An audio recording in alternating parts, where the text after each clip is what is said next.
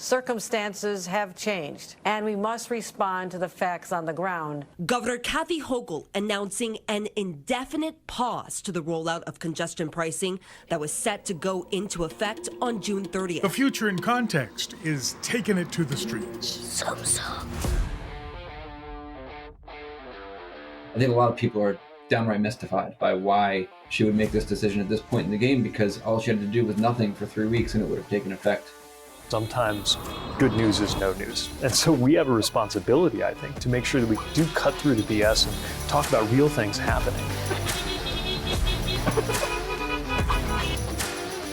Click and clack are back for another episode of our occasional series, Your Mileage May Vary. Skip Descant from Government Technology and Governing's Jared Bray. Welcome back to the big show, guys. Hello, Paul. Thanks for having us, Paul. New York Governor Kathy Hochul made news last week when she put the brakes on New York City's long-anticipated plan to introduce congestion pricing. Now, that's convenient for us because it draws a through line from our last episode on congestion pricing to what we wanted to talk about today, which is the financial crisis facing public transit. Now, without putting too fine a point on it, congestion pricing was going to raise an estimated $1 billion for public transit in New York. Now, Jared, put this in context for us. Was this simply an election season calculation, a city that was looking for funds in all the wrong places, a little of both, or something else? Paul, that is very much the question that everyone is asking at the moment. I'm working on another story about this that I'm hoping to have up on Governing this week, but I think a lot of people are downright mystified by why she would make this decision at this point in the game, because all she had to do was nothing for 3 weeks and it would have taken effect.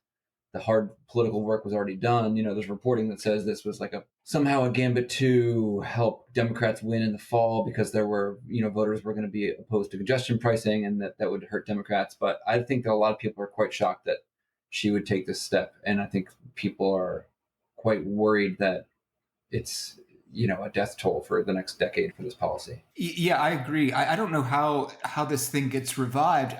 Part of me was left saying with the question, why take this step at the 11th hour? I feel like, if her administration had some questions about and concerns about congestion pricing, which it sounds like she did, those probably should have been raised sooner. And the fact remains, so where do we go from here? So much work has already been done in this area. What happens now? It was also the fact that she was vocally in favor of it as recently as last month. It wasn't just that she was sort of quiet about it and lukewarm. It was that she was touting it as the thing that was, she was proud to be in the governor's chair while it was being implemented. So when you figure all of this out, Jared, and write your article, we'll put a link to your article in the show notes. Still on the big theme of the fiscal crisis facing public transit, let's rewind the tape a little bit. How much of this is a post-pandemic hangover? Quite a bit. So what's happening in public transit, setting aside the congestion pricing policy just for now, leading up to the pandemic, transit systems in the U.S. had sort of steady but slightly declining ridership trends over the course of the previous decade in the 2010s. The trend line was a little bit down, but it was mostly flat in terms of who was on the buses and subways. Then, of course, in 2020, when COVID began and the shutdown started, everybody stopped riding the trains. Not everybody, but nearly everybody stopped riding the trains. I think in April, I was looking at this chart just a few minutes ago. In April of 2020, the ridership was at about 20% of what it had been the previous month. It just dropped out entirely. And it's only slowly sort of crawled back up. I think last month it was nationally, there was about 80% of transit riders compared to before the pandemic. And the smaller systems, the ones with less than 500,000 people tend to be consistently a little bit higher. More of the riders have come back. But the reason why this is a fiscal crisis is because to varying degrees, the riders paid their own way. Every transit system is subsidized to a certain degree. There's never a profitable transit system pretty much anywhere in the world. But riders paying fares did cover a ton of the cost of the stuff. In San Francisco, there used to be the pride of the city that riders covered, I think, 70% of the cost of BART's, Bay Area Rapid Transit's operating revenue. And they were particularly hard hit by work from home and shutdowns. and I think it dropped from 70% fare box recovery to about 20%. That's drastic, but the story is pretty much the same all over the place. For the biggest transit systems, they're looking at budget deficits on the order of hundreds of millions of dollars if they don't have a way to consistently make up for that ridership revenue. And at the same time, there are public agencies or public transit agencies that are offering free fare or fare-free rides almost as an extension of social services. And at what point do social service budgets start subsidizing transit if that, in fact, is a social good that we want? Yeah, I mean, it's that's an interesting question, and like I think the ones that are offering free fares tend to be the smaller markets, where there's not as many riders and where there's less. It's just less of an overall sort of budgetary burden to sort of subsidize the transit system because it's just small and not well used. But the ones that you think of as like you close your eyes and picture a subway, like those are the ones in New York. Those are the ones that are really New York, Philly, Chicago, San Francisco, Atlanta, have the biggest question marks. Skip, you wanted in on this? Well, I was just going to say that the one thing that to sort of piggyback off of the kind of COVID conversation here, enter lots of rescue funding from the federal government. I think it was somewhere in the neighborhood of about $69.5 billion. One-time money, and what's important too is the transit agencies were able to use that for a lot of it for operations. Yeah. So that was a huge lifeline. That money is running out, and hence the fiscal cliff that we're coming upon. And Jared's absolutely right. These some agencies depend heavily on the fare box, others less so. They have a more varied and flexible sort of funding stream. I think of one that comes to mind is Kansas City in Missouri. I believe several years ago, and think this was actually pre-COVID, they introduced a fare-free bus system, and they were able to do that because for a couple of reasons. For one, the fare box wasn't really generating a lot of their revenue. They were structured so that a lot of their revenue came from other sources, which is probably a smart thing for transit agencies to think about. So that's part of what was happening, and also to Jared's point, a somewhat smaller operation.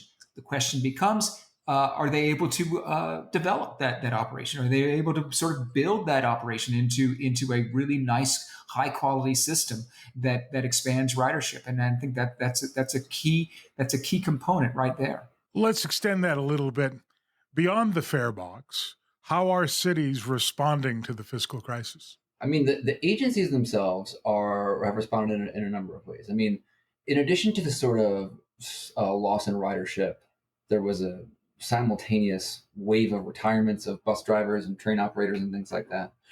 And so that has sort of compromised agencies' ability to even keep up with the schedules they do have. So they've responded to that by, offering signing bonuses, increasing pay for workers and stuff like that. For riders, they're trying to, on the one hand, keep up with existing service schedules, which is what, the operations funding that Skip was talking about that the federal government sort of offered during COVID was basically so that they could keep the trains going on the schedule they have, because if you cancel all the trains, you'll save some money in the short term, but then people stop thinking the system's useful and nobody will ride anymore.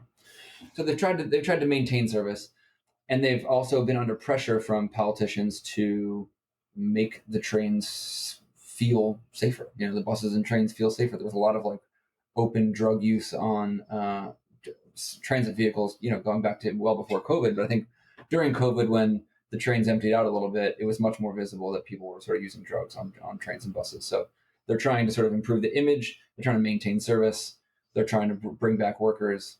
And in some cases, which we can talk about a little bit if you want to, they're trying to actually expand service too. Jared, you found some tape of Randy Clark at a conference last week, really using some apocalyptic language, doomsday budgets, and saying that transit systems were in for the fight of their lives. Our funding is a big challenge. It's an existential threat. We have a structural funding issue with Metro. It needs to be resolved. It's been talked about since 1976. In a lot of ways, us, BART, Chicago, New York, few people that relied on fare box recovery. The pandemic hit us even harder than everyone else. And you can see that based on revenues. We need to flip the script on this. Metro, just like other transit agencies, are a public service. You cannot have a healthy community without a healthy transit network. There is no DMV that works well without Metro. Everyone in power says that. Everyone that relies on the system says that. It's just what we need to do. So what we are fighting for is to do that. Hyperbole or just a sober realism to that? Yeah, to be clear, he's the director of the DC transit agency, Washington, WMATA, I forget what it's called, but the Washington Metro, and they're one that I think was facing at some point a $750 million deficit in the budget. I don't know what it's down to now because they're funded by Maryland, Virginia, DC to a certain degree, and the federal government to a certain degree too. So they're working on their budget, but he was facing basically a catastrophic hole in the budget. That was the same at one point for New York, for Philly, for Chicago, for San Francisco. Absolutely, I think the apocalyptic language is to a certain degree justified. I mean, if you take away that much of a transit system's budget, they have no option except to cut service and lay people off. And the more you do that, I mean, these systems are hanging on for relevancy, by tooth and nail. And if they lose some substantial portion of their budget, they're toast to a certain degree. I mean, they'll probably keep running bare bones service because they have to, but the reduction in quality could come so quickly that it would be kind of shocking.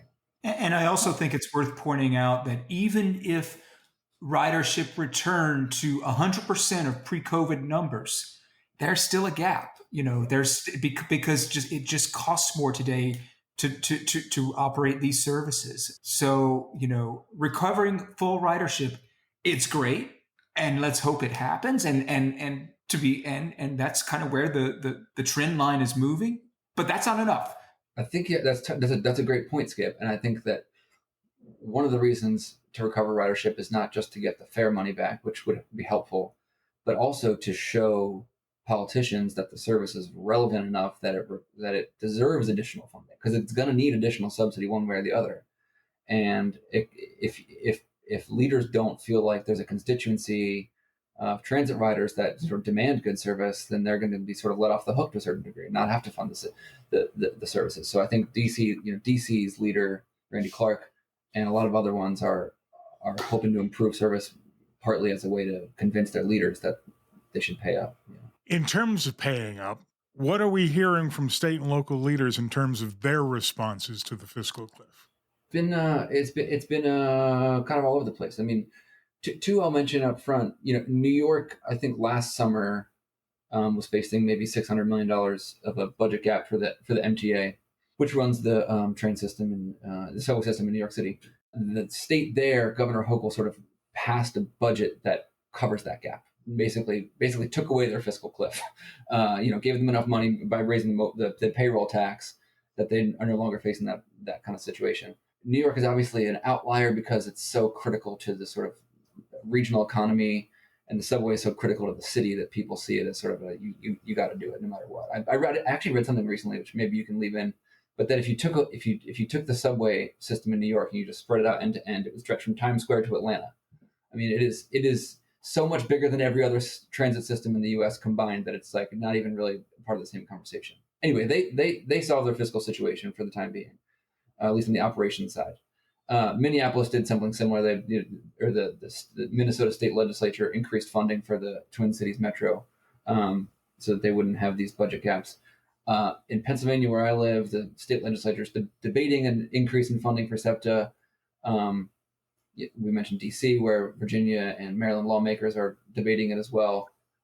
California, I think, is the really big question at the moment, where Skip lives, and can maybe talk about a little bit too. But the state lawmakers there are working on it, but haven't figured it out. Yeah, that's a good point. One of the California is we're in a I always like to say California is a boom or bust budget cycle. We've either flush with money or we're looking for turning up the sofa cushions.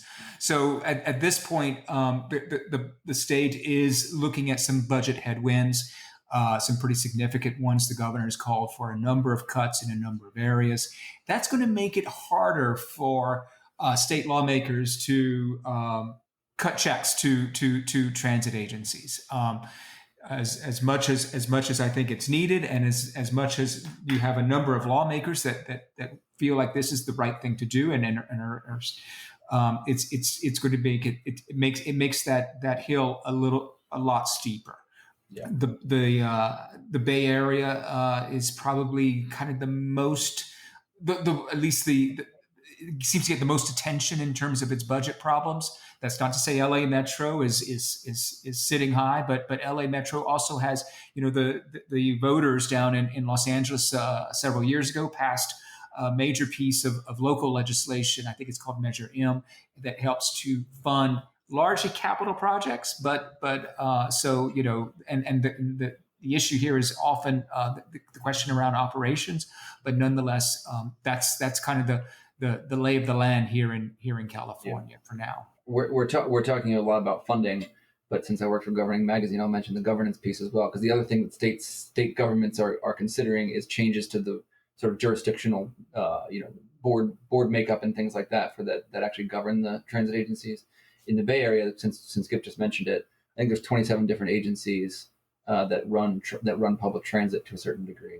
The big one is BART and San Francisco Muni to a lesser degree, but they are sort of supported by two dozen other transit systems. One of the conversations they were having at the legislature was not just about increasing funding for the transit systems, which they would try to do through a ballot measure, but also consolidating some of those agencies to make for more seamless mobility, and also sort of centralized planning so that everyone's not sort of on their own. Yeah, and there is an article that you wrote, I believe, last month on consolidation efforts, and we'll put those in the show notes too. Skip, Yeah. I wanted to ask you for help in squaring a circle for me. Mm-hmm. Scarce public funds, public transit systems in crisis, and then something that you've been covering now for years that seems like it's got so much potential and it's just around the corner, and that corner seems to be getting further and further away. And that's micromobility. Where does that play into all of this? Well, I think it's worth noting that there's hardly a transit agency out there today now that isn't exploring some form of micromobility. Big agencies to smaller to more medium size, and so it's often a form of what they call on-demand transit, and these systems are being deployed in largely kind of like suburban areas that don't see a whole lot of ridership. But it's still there's still a cost to running a 40-foot bus through that area, and so this is sort of seen as a way to cut some of those costs. It's important that, and I think transit agencies realize this. It's important to right size these micro mobility projects. That they're not going to replace a major bus line on Wilshire Boulevard. That's not the purpose of it, and that shouldn't be the purpose of it. So I think agencies are looking at these different, and a lot of what they're doing is sort of piloting these things and kind of seeing how they best fit within their larger organization. What is the cost savings? Is there cost savings?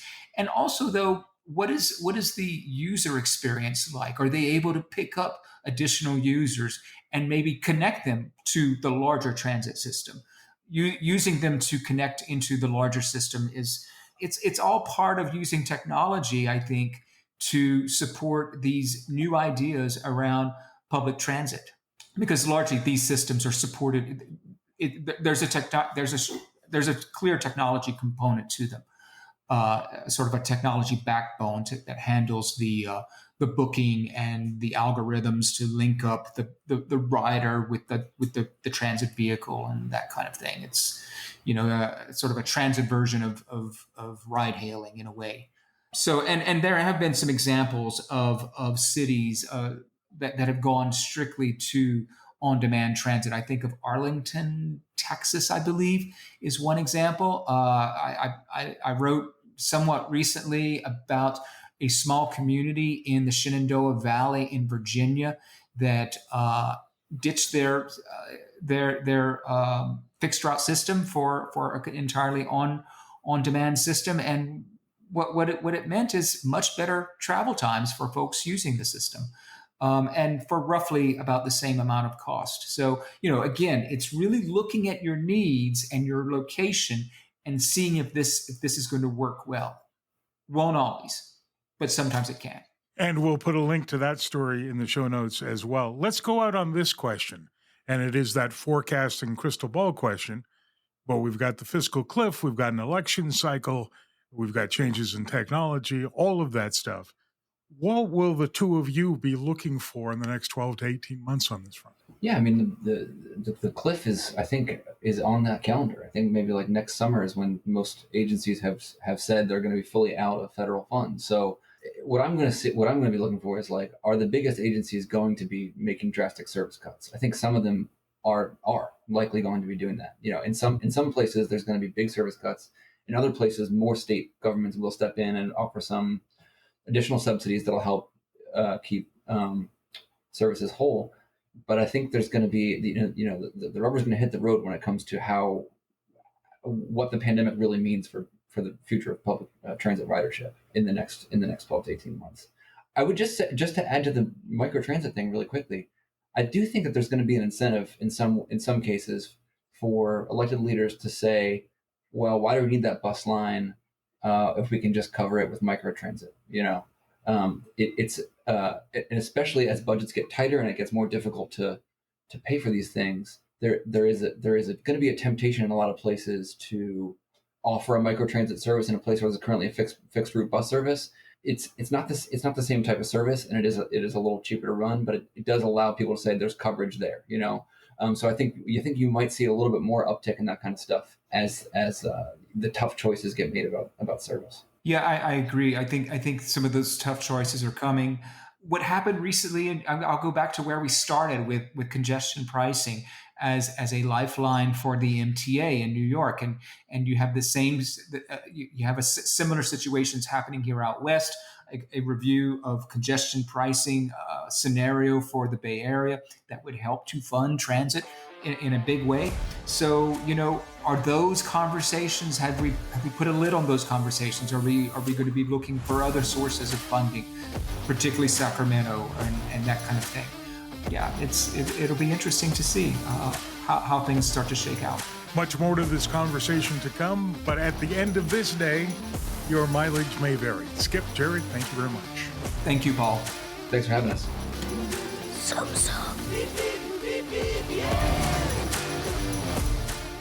Skip Descant and Jared Bray write about infrastructure and transportation for government technology and governing, respectively. They are also our standing panel for Your Mileage May Vary. The editorial and production team also includes Theo Douglas, Zoe Manzanetti, and Kaylee Tedrow. Our executive editor is Noel Nell. Our editors-in-chief, Dustin Heisler and Kathleen Robinette. And that will do it for us this time around. For Ashley Silver, I'm Paul Taylor. Thanks for listening. Stay in touch with the show at tfic.tech.